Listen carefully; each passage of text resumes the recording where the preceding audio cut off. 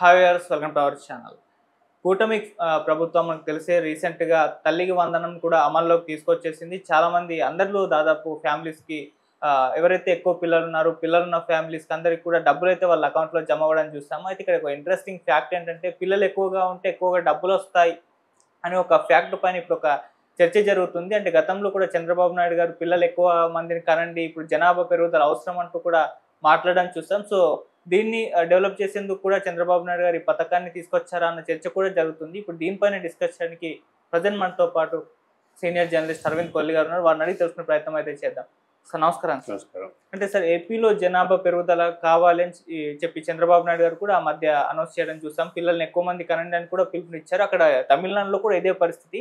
So ఇప్పుడు తల్లికి వందనం స్కీమ్ కూడా ఒక రకంగా దీన్ని ప్రోత్సహించడానికే ఇస్తున్నట్టు కూడా అని అనుకోవచ్చా సార్? ఆ రకంగా చర్చలు జరుగుతున్నాయి. మీరేం చెప్తారు సార్ దీనికి అంటే సంబంధించి? వాస్తవంగా దానికోసం కాకపోయినప్పటికీ వాతావరణం అయితే ఎక్కువ మంది పిల్లల్ని కొంతమంది ప్రోత్సహించే వాతావరణం అయితే ఖచ్చితంగా ఉంది. హ్మ్. రెండోది అసలు బేసికల్గా పిల్లల్ని కంట్రోల్ తక్కువగా కనడం ఒక వన్ ఆర్ నన్ కూడా మధ్యలో ఒక వాదం వచ్చింది. వన్ అనేది 1 ఆర్ 2 అనేది పరిమితం అనేది వాదన బలంగా అనిపించింది. ఈ ఈ క్రమంలో దీన్ని చాలా ప్రోగ్రెసివ్గా తీసుకున్నటువంటి అనేక కుటుంబాలు ఒకరికి పరిమితమైనటువంటి సందర్భం. ఎవరిదాకా ఎందుకు ఈ మాట చెప్తున్న చంద్రబాబు కానీ చంద్రబాబు గారి కొడుకు కానీ ఇద్దరు కూడా అదే పాటించారు. హ్మ్. ఇద్దరు ఒక్కొక్కళ్ళతోటే సరిపించుకున్నారు.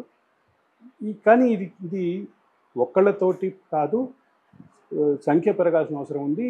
భవిష్యత్తులో ఒక దశలో యంగ్ సిటిజన్స్ లేక కంట్రీలో ఉన్నటువంటి ప్రొడక్టివిటీ దెబ్బతినబోతోంది. కంట్రీలో ఉన్నటువంటి మైండ్ ఏదైతే మైండ్ వాడాల్సినటువంటి అంశాలు ఏదైతే ఉన్నాయో, అంటే ముఖ్యంగా బుద్ధిజీవులు కూడా తగ్గిపోతారు అనేటటువంటి పరిస్థితి. యువ బుద్ధిజీవులు తగ్గిపోతారు అనేటువంటి వాదన బలంగా వచ్చింది. అంటే ఒక మాటలో చెప్పాలంటే శ్రీశ్రీ చెప్పినట్లుగా రక్త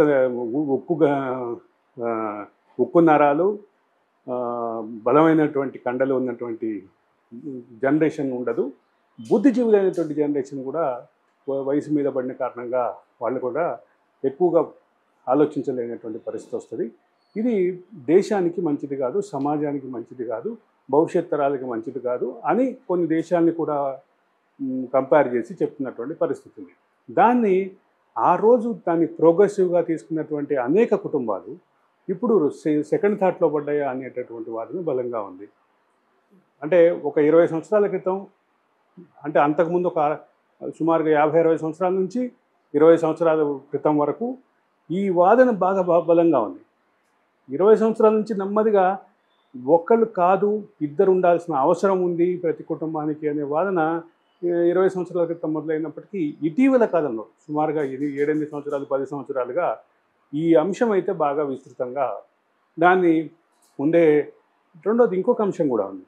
ఇక్కడ దక్షిణ భారతదేశానికి ఉత్తర భారతదేశానికి కంపారిజన్లో ఉత్తర భారతదేశంలో అంటే పాపులేషన్ పెరగడం ద్వారా వాళ్ళకి ఫలాలు ఎక్కువగా అందబోతున్నాయి, ఎక్కువగా అంటే షేర్ కూడా వాళ్ళ కేంద్రం ఇచ్చేటటువంటి నిధుల షేర్ కూడా వాళ్ళకి ఎక్కువ రాబోతుంది అనేటటువంటి అంశం చాలా కుటుంబాన్ని ఆలోచనలో పడేస్తుంది. సరే, మనం తల్లికి వందనానికి వస్తే తల్లికి వందనంలో ఒక్కొక్కటి వెళ్ళి వస్తే 13,000 లక్ష రూపాయలు పైగా వచ్చినటువంటి కొన్ని కుటుంబాలు కూడా ఉన్నాయి. జాయింట్ ఫ్యామిలీస్ కూడా ఉన్నటువంటి పరిస్థితి ఉంది. ఒకరే తల్లికి 8 మంది సంతానం అంట, ఆవిడకు కూడా భారీగానే డబ్బులు వచ్చినటువంటి ఇట్లాంటి అంశాలను ముందుకు తీసుకొచ్చి అంటే జరుగుతున్నటువంటి తల్లికి వందన అంశాన్ని పాజిటివ్గా సానుకూలమైనటువంటి దృక్పథంతో ప్రచారం చేసే క్రమంలో వీడియో ప్రచారాలు, ఏవైతే టెస్టిమోనియల్స్ ప్రచారాలు ముందుకు తీసుకొస్తున్న తెలుగుదేశం కూటమి ప్రభుత్వం, ముఖ్యంగా తెలుగుదేశం సోషల్ మీడియా, అలాగే కూటమిలో ఉన్నటువంటి వివిధ పార్టీలు కూడా ఆ క్రమంలో ఈ నువ్వన్న భావం అయితే ప్రచారం జరుగుతోంది. ఎక్కువ మంది పిల్లలు ఉండటం ద్వారా ఎక్కువ డబ్బులు ఇచ్చే అవకాశాన్ని ఖచ్చితంగా ప్రచారం అయితే జరుగుతోంది.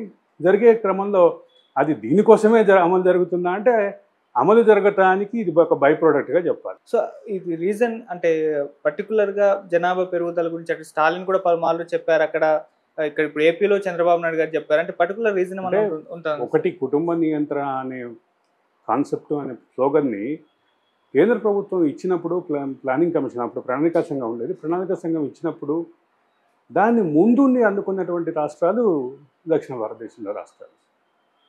కేరళ, ఆ, కర్ణాటక, తమిళనాడు, ఆంధ్రప్రదేశ్, అప్పుడు ఉమ్మడి ఆంధ్రప్రదేశ్.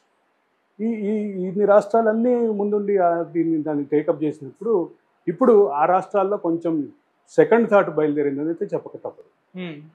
కాబట్టి ఇది ఏ దిశగా వెళ్తుంది అంటే బుద్ధిజీవుల సమాజం, యువ సమాజం మళ్ళీ ఒక 10-20 సంవత్సరాల గ్యాప్ తర్వాత మళ్ళీ రీవ్యాంప్ అయ్యేటటువంటి అవకాశం అయితే ఖచ్చితంగా ఉంది.